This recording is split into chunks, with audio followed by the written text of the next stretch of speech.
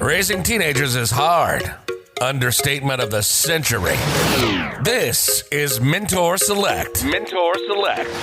Parenting teens to be successful adults. Mentor Select serves parents who are raising teens. Every week, Derek interviews leading experts that work with teens, educators, counselors, mentors, and authors to give you practical tips, strategies, and resources that you can incorporate immediately to better connect and understand your teen. All while parenting them to be successful adults, focusing on social and emotional development, something that's left out of the classroom, but not in ours. Be sure to subscribe, share, and rate. This is Mentor Select, and this is your host, Derek Phillips. All right, parents, you're in for a real treat today. We have the owner of the Next Level Elite Athletic Training, Corneilius Shackelford. How are you, Corneilius? I'm pretty good. How about yourself? Doing great. Happy you can join us. Where are you joining us from today? Tyler, Texas. Tyler. All right. East Texas. Cool. East Texas. Are you from East Texas? Yes, sir. I was born and raised in East Texas, about an hour and a half east of Dallas. Okay. So you're the owner of Next Level Elite Athletic Training. Can you tell us more about what you all do? Yes, sir. So, it kind of really came from, being as a kid, being raised without a father. I used to, make up drills or watch older kids, do drills. And I started I had a photographic memory. And that's kind of where I figured out I had a photographic memory. And I would go home and use rocks as cones and start, kind of trying to pour into that because I didn't have that guidance as a father. So I started, trying to take in stuff that I seen older kids do or coaches do. And I started trying to, recreate that at home. And that's really where the idea came from. When I was out working in the oil field, I just came up with these ideas. And I was like, man, that was really like a gap in my youth. And today, a lot of kids, have that same situation. And so I wanted to be able to empower the youth and really give information to the parents that, I felt like my mom didn't have. And, I got from other coaches and mentors. Gotcha. That's cool. Yeah, having a photographic memory, that comes in handy. That's an advantage. Yeah, it did. And so you had to improvise with the rocks for the cones. I like that. Yeah, that's kind of where the creative juices start flowing in, and it really came in handy because, as far as testing goes, when I would study, right, I would remember what stuff looked like. So if you put the same stuff on a test, I was absolutely gonna get it right. Nice, very, very cool. So were you involved in sports growing up? What was your primary sports? And my primary sport was football, but I played a little bit of everything. It's just kind of how I kept myself out of trouble, and it's what really interests me most. And so I just kind of buried myself in the sports, and that's kind of where I got those father figures from too. So, and no point intended, because you do have a book called Father Figures. Yeah, that topic is near and dear to my heart. Yeah. So it was absolutely a blessing. So who were some of those father figures growing up for you, and what did they model? What did they teach you? It was my coaches. A lot of those guys, really took to me, and when I didn't, even with places where I didn't realize it was a gap. It was information that I just didn't have, that I didn't see, and so my coaches really was able to point out some of those things and give me constructive criticism and to where I can receive it. One, because they were meeting me where I was at. They would meet me in my interests, and so that's kind of where this really my companies derive from, being able to meet kids where they are and what they're interested in. Because those guys were able to reach me because they were adding value into a space in an area that I was really interested in. Right. And so that's kind of where they were able to really guide me, and I was able to receive what they were giving me. Gotcha. Yes, very important. And certainly I grew up without a father as well. And it was father figures in the role of coaches, family members. My uncle played a significant role, but certainly my track coach as well. He taught me a lot about discipline. Talk more to us about just the importance of having that male figure to model that behavior. Like, what impact does that have in a child's life? Because it's one thing to teach it or try to see it on TV, but what impact does it have to actually see it, have a positive male role models modeling that positive behavior? Yeah, I think it's very important because my mom did an amazing job raising me, and she instilled tons of stuff that I still use to this day. But there was just things that I needed in certain areas that she couldn't model, and so I think it's very important to have both. And so the male role model is able to just give a young boy or a young girl things that a mom just not God didn't give a mom the same utensils to really mold kids that he did as a father. Right. So I think that it takes both, and so if you only have one or the other, I mean, you're just missing some key components to being a well-rounded human being. And I think that I was missing some of those things until I started running into some of these role models. And they were able to really instill some of that, the mentality, the work ethic, the push through the adversity, right? To get to the other side of things that could have derailed me. Certainly. And you bring up a really good point. It's not saying that one role is more important than the other. Kids need both. So if a child is being raised by, say, a single dad, they need some other figures in their life as well to supplement what the father can model. So it's just really important in both significant roles to, like you said, raise that well-rounded child.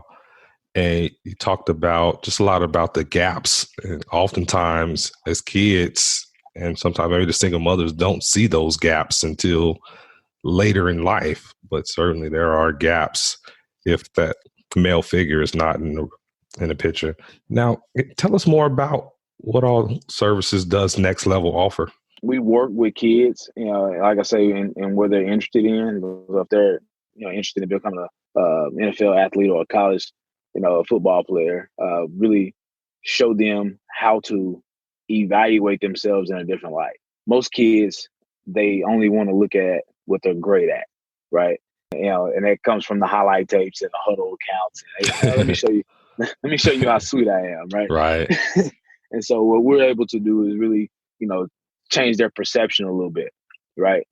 Be able to get them teach them how to be critical of themselves and figure out where the growth is, because the growth is in the mistakes, right? If I only look at what I've done right, then everything I did wrong went unnoticed, and then you really can't grow, right? So able to really break down what their weaknesses are and try to get them to level it out to where I can make their weaknesses become their strength. Then they become overall better athlete in general. And then you start not leaving so many opportunities on the field, on the court, but just really kind of breaking down your skill sets individually. Right. I like that a lot. Growth is in the mistakes. I like that. Now, what are some ways that you are able to get them to shift their perspective to embrace looking at those mistakes and trying to rebuild them into strengths? Being a student myself first, as long as if they feel like that I can't help them and they feel like that, I don't know what I'm talking about or my team doesn't know what they're talking about, then it's evident, right? Right. And so then you lose the trust, you lose their attention. And so then you can't reach them. But as long as, we're continuing to educate ourselves so we can educate them, they're open-minded. They're ready to receive what they don't have. Because, make no mistake about it, the kids don't like focusing on what they're not good at, but they know what they're not good at. Right. Kids or adults, no one does. Yeah. We know what our weaknesses are. So we subconsciously, hide them. Like we're really good at just ignoring those things. And so, bringing it to the forefront and actually having a conversation about it is the first step.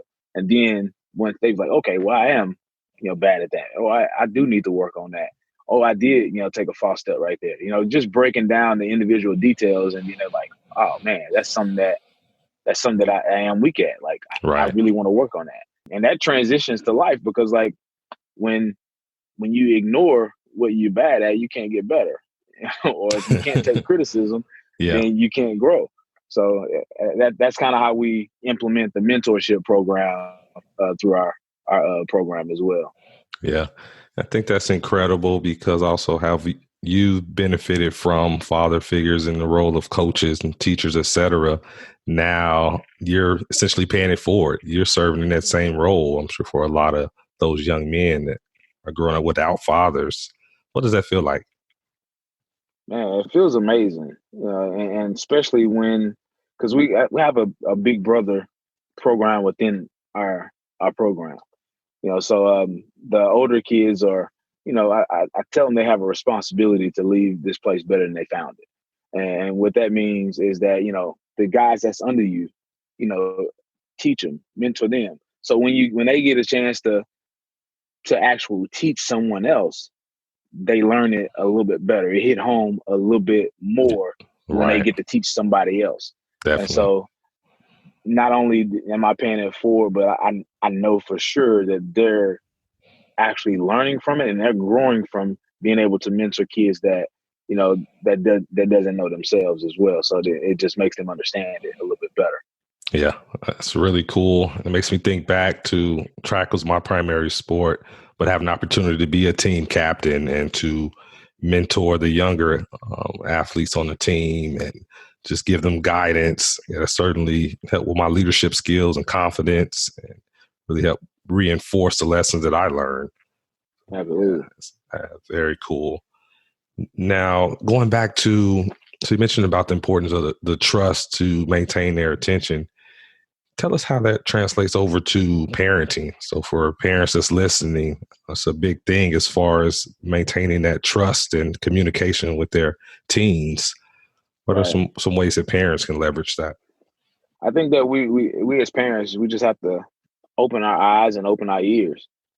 Just listening to them and kind of watching, what they're genuinely interested in, and being able to identify what is a strength and what's not a strength. Because like some of our kids' strengths come in disguise, and so we think that, oh, he's stubborn, or he's not. Some of that stuff is an actual strength, Right? And we're not, receiving it as a strength. So we're taking their strength and making it something that's bad.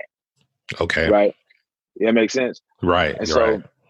And so, like, when give you an example. When I was in 7th grade, my younger sister dared me to she told me I couldn't do 15 backflips in a row. Whoa. Right? That's a big on the trampoline. Okay. And thing about it is I had done it the day before.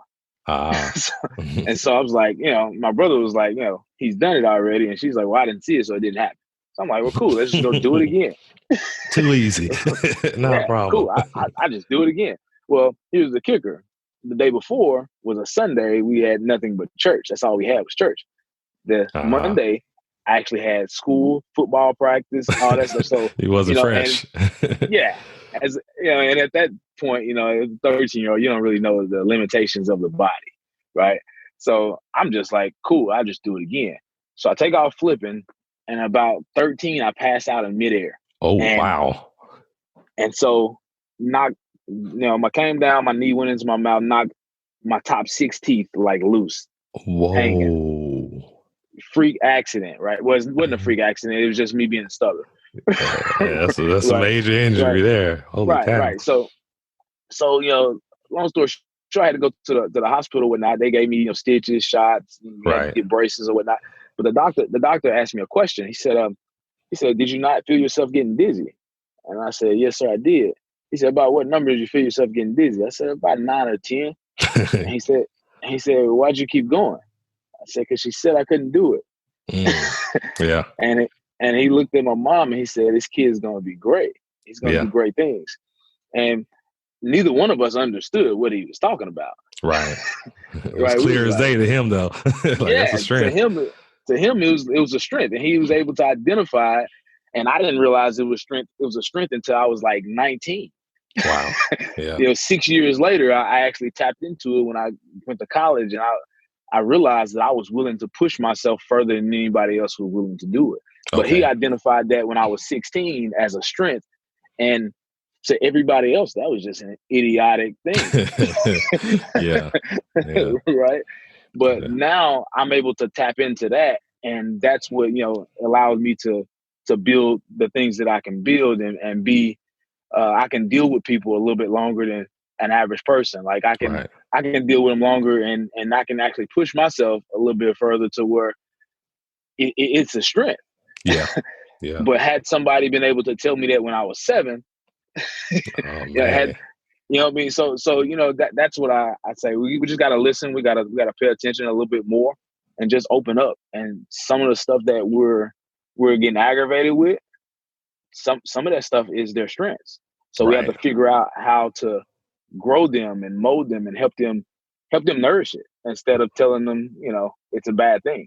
Right. Yeah, that is an excellent point. Certainly parents need to take that to heart, because I'm sure when your mother was taking you to the hospital, it didn't seem like a strength at the time. It was something that, like, he's been obnoxious, and this is something I want to stop. I don't want him to keep doing that. Right. But It yeah, was you're also right. my grandmother's birthday.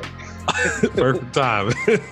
My grandmother was a nurse at the hospital, and we were actually getting ready to surprise my grandmother with her birthday cake. And instead, we surprised her with her grandson with 6 teeth hanging out of his mouth. Wow, definitely.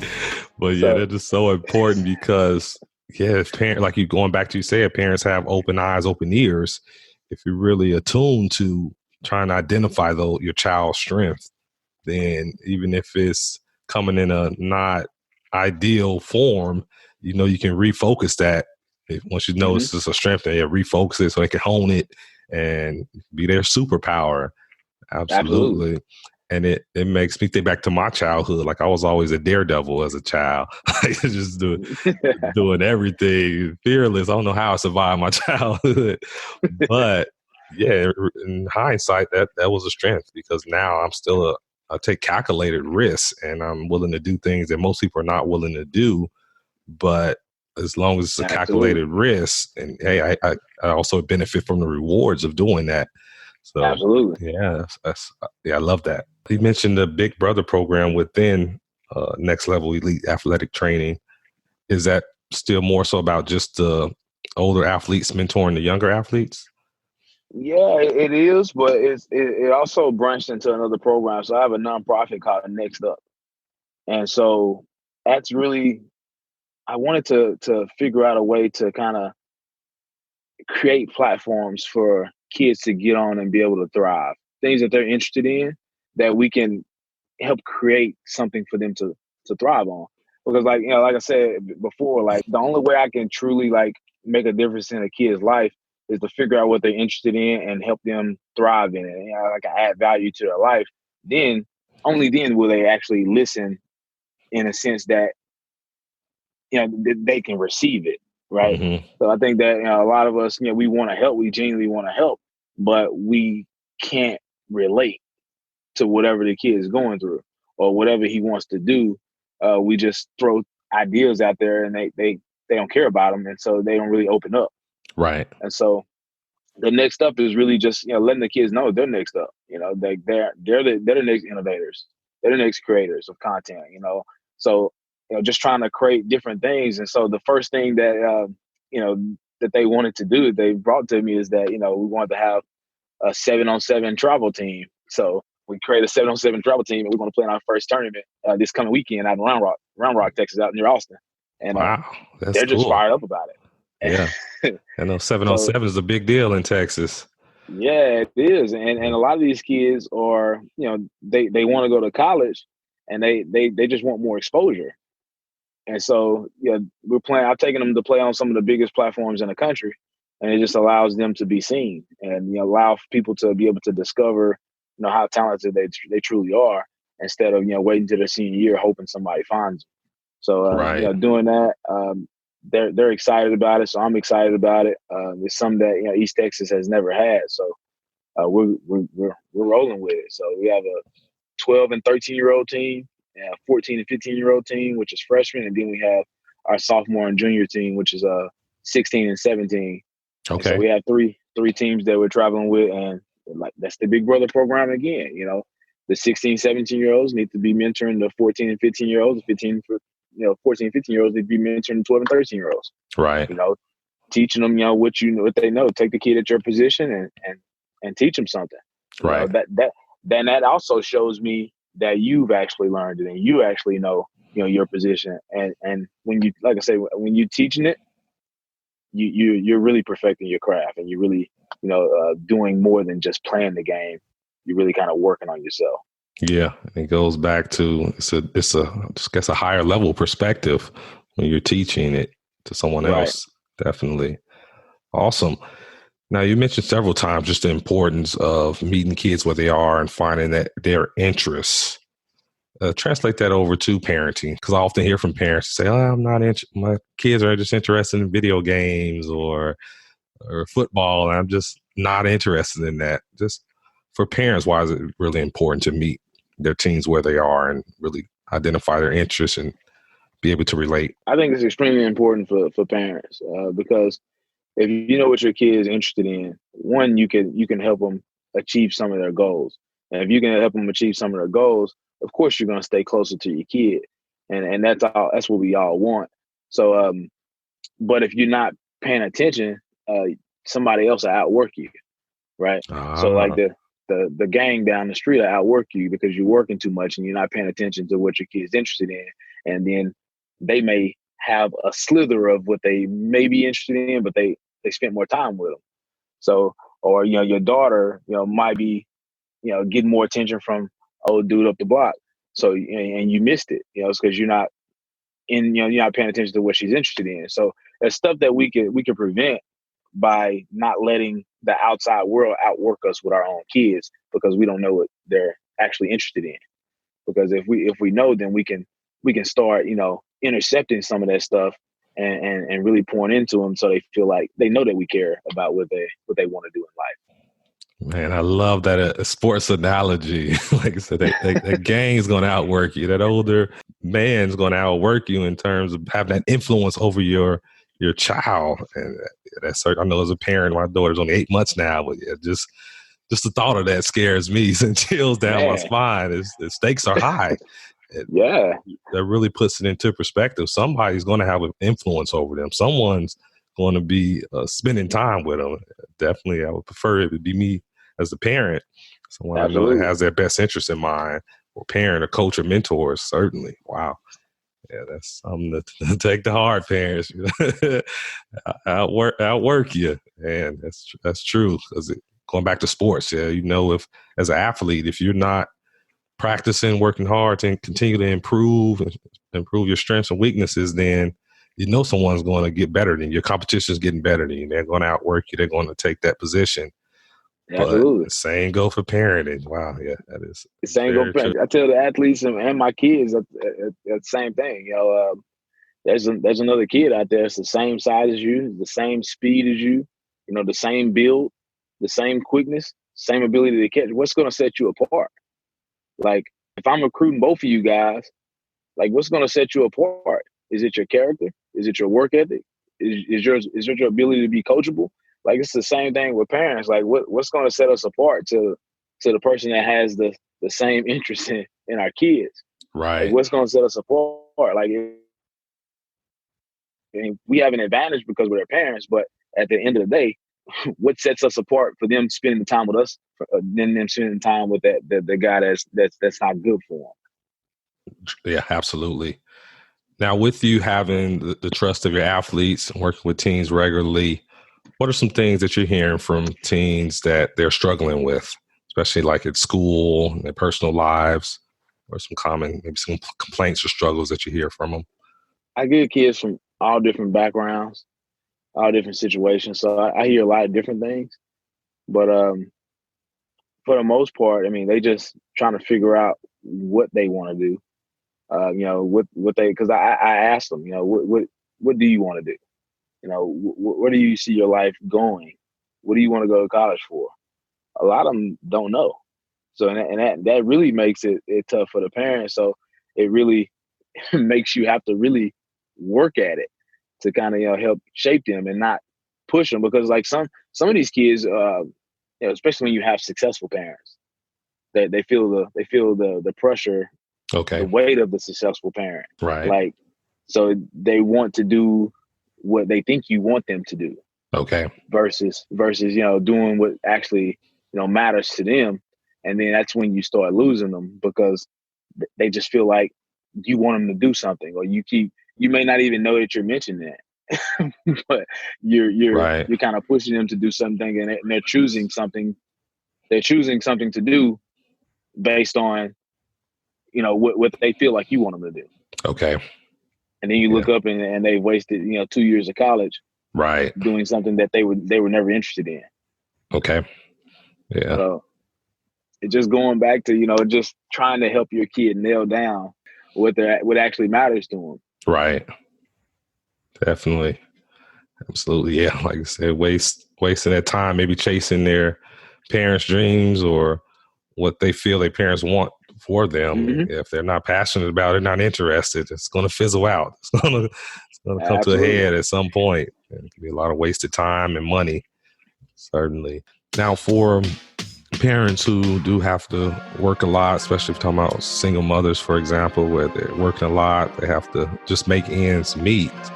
What are some strategies that they can do that will implement to really maximize the time they do have with their kids? I think that getting creative with the time that you do have, and being accountable for your time. Like a lot of people, like even myself, like we're busy, but just being strategic with it. I know for sure I'm going to be working between this time and this time. This is the time that I have. How am I going to use it? Like let me figure out what my kid is doing on this day, this time, and tell them and be honest. Like, hey, this is what I like to do. What would you like to do? Like, is there something that you'd rather do than that, or do we want to do that? But we get stuck in like we don't have time. We don't have time. Right. But we watch Power. We're watching Power. We're watching Exactly. So we're just not being accountable, because like Exactly. if you have time to throw a couple hours a day into Netflix, then you definitely have time to spend with your kids. So and your kid sees that. Right. So just making sure that you're taking the time and taking inventory on Right. what's going in and what's going out, because like you can't get out of work. Yeah, stakes are high. You can't get out of work. And I think that it's easier for us to say, I just don't have time. I have to work this job. I have to work that job. But right. In our reality, there's 24 hours in a day. If you work 10 of them, it's a long day, but you still have 14, right? If you sleep 8, then you still got, you know what I'm saying? It's just simple math. You still got 6. So figure out where you can put that time and be strategic about it, because that's really the key to it all. And and the same recipe when it goes to how successful you're going to be, and how to teach your kids how to be successful about being accountable with their time. Yeah. And I was about to say it's about leading from by example, because you can't expect your teens to be accountable and then you're not being accountable. And like you said, we all have the same 24 hours in the day. And, oftentimes I hear people say, oh, I don't have enough time. I'm too busy. Like I said, they're spending time watching Power, video games, sleeping 12 hours or whatever. It just it shows. I prefer people to say, hey, there's just not a priority for me, versus saying I don't have the time for it. That's a big difference, because you say, if I don't have the time, that's you putting yourself really saying, well, I'm just a victim. Hey, I just can't control my time. I'm not accountable. If you say, hey, this is not a priority for me, that's putting you in control. You say, okay, yeah, this is not a priority for me. But in the context of parenting, clearly that's a top priority for parents, because like I said, stakes are too high. It's just so many pitfalls, so many distractions and negativity that is trying to outwork parents to get their teens' attention and influence them. So, and that's what I would say. Like write down the blocks. Like create a chart. Like what do you do? Like what I'm saying. Like how often do you talk on the phone? How long do you talk to your friends? Like how long do you watch TV? How long do you sleep? what's your shifts, at work. Like start, take control of, what's going on throughout your day. And that way, what you have to put in and what you can't put in, Right. and that's really how you control the outcome of, how well you can parent and how much time you can give your kids. But if you're just out there, freelancing and just letting life come to you, Yeah. you can't complain, like, cause you're Right. getting outworked. You Right. can't complain about it if I ask you like how much time you do this a day and you have no clue, then there goes your answer. Right. Yeah. Just winging it. So You're just winging it. right. And how old are your kids? My oldest is she'll be 13 Awesome. and on Saturday. Okay. And then I have a 7-year-old son, and then my younger son, he's going to turn 6 on the 19th of this month. And then I have a daughter that's going to be 2 on April the 2nd. Oh man, you got the whole range of ages. Cool. Yeah, well versed. Well versed in all different phases. That's great. Got 2 boys, 2 girls, got an older girl, a younger girl, and then 2 boys in the middle that's 14 months apart. So never a dull moment in your household, huh? Never. Now, Cornelius, for you growing up without a father, what is it like for you now, just being a present father? Man, it's never was an easier decision to be a present father, man. I knew what type of dad I was going to be when I was like 9 years old. Just thinking about those moments and thinking about, like, man, would my mom's boyfriend be able to spank me if I had a dad? Like things like that. Like literally, like the moments like that, man, made me like, man, when I have kids, this is the life that I'm going to give them. Like they will never wonder the things that I spent time wondering. Right. Like, so, wow. So like, it was really important for me, when I was 9, when I decided to have one boy, one girl when I was 9 years old. It's like, I'm gonna have one boy, one girl. And, of course I'm competitive. So I went double that. Overachiever. Yeah, overachiever. But yeah, man, it's just, my biggest blessing is being able to be a dad. Yeah. And that's probably my superpower. All the things that I do is just because I get to be a dad. Certainly, I can certainly relate. Just being a husband and a father is that's my greatest just joy in life, and it's for me just the simple things, spending time with my daughter and just playing with her. I actually feel sorry for some dads who are not around, who are not experiencing those life moments that they can never get back. I just think about that, like, man, they just don't realize what they're missing is priceless. But I certainly want to applaud men like yourself who are husbands, fathers, and then also serving in the role of father figures to kids who are growing up without fathers. It just goes to show you're maximizing your 24 hours in a day. You're being accountable. It's really important. I tried to. I had to get some help there too. The wife, and now went out and got a manager because I'll put too much time somewhere, and she comes and says, "Hey, you got 1 minute. You need to wrap this up." Oh yeah, that's how my wife is. Yeah, she say, "Hey, when we walk through that door, all right, it's family time now." Yes, indeed, it's important. You have to have that balance. Yeah, I tell people all the time, I'm not the boss. I just look like the boss. Just look. So you're the figurehead, but the wife really the boss. Yeah, I just look like the boss. Awesome. Well, Corneilius, giving us a lot of great insights, strategies, and tips that I think the parents can implement starting today. I really appreciate that. So we're ready to wrap up this interview. Do you have any closing words of advice you want to give to parents who are raising teenagers? Like I said, just stay involved. Try your best to, figure out where they want to go. What's their path? What's their vision? Very important to know your child's vision and where he or she sees themselves in the next couple of years. Because then you'll know, how to really pour into them. Okay. And you won't find yourself on the outside looking in. Yeah, definitely. That's kind of like a recurring theme that you've been mentioning, is just really empowering them and giving them a voice. That's really important. Certainly. Well, Cornelius, really appreciate you. How can listeners get in contact with you? They can follow me on Facebook at Shack Solid, ShackSolid, Shack Solid. Instagram, Shack_solid, and on Twitter, Shack Solid. Okay.